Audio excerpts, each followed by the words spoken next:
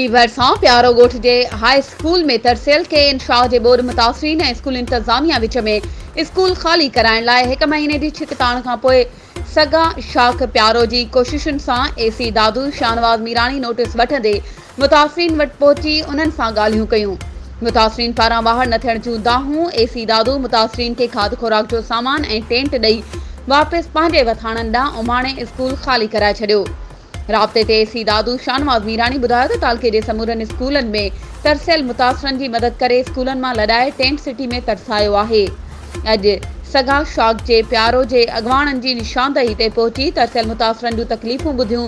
मुतासिरीन tent ऐं सामान जी घुर कई जेका उन्हनि खे ॾेई स्कूल ख़ाली करायो आहे।